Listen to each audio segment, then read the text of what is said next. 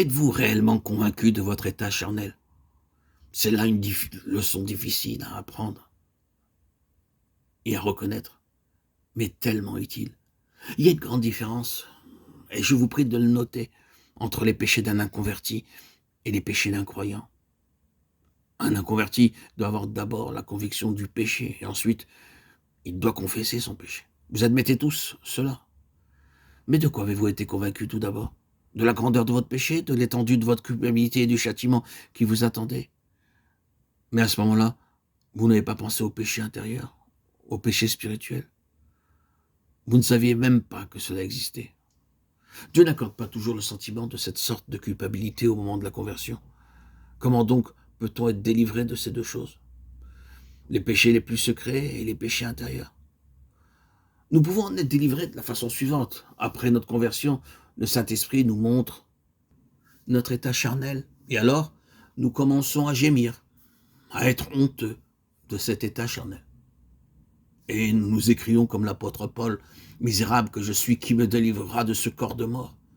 Nous commençons alors à chercher qui peut nous venir en aide et à nous demander où pourrais-je obtenir la délivrance. Nous cherchons à obtenir cette délivrance de différentes manières, en luttant et en prenant de bonnes résolutions. Et c'est seulement en nous jetant aux pieds de Jésus que nous pouvons l'obtenir. N'oubliez pas, si vous désirez devenir un homme spirituel, si vous désirez être rempli du Saint-Esprit, que cette œuvre ne peut être accomplie que par Dieu lui-même. Dieu seul peut le faire. Oh, combien notre vie, nos prières, notre prédication seraient différentes si la présence du Dieu saint qui remplit l'univers et l'éternité nous était révélée.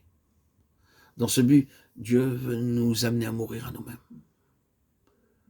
Quelqu'un me disait un jour, c'est terrible cet appel à mourir. Oui, ce serait terrible si vous aviez à le faire par vos propres forces.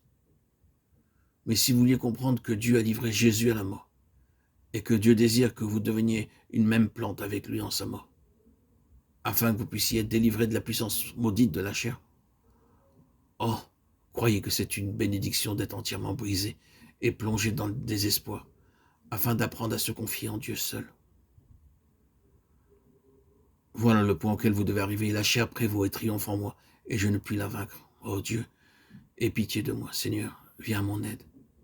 Et Dieu exaucera votre prière.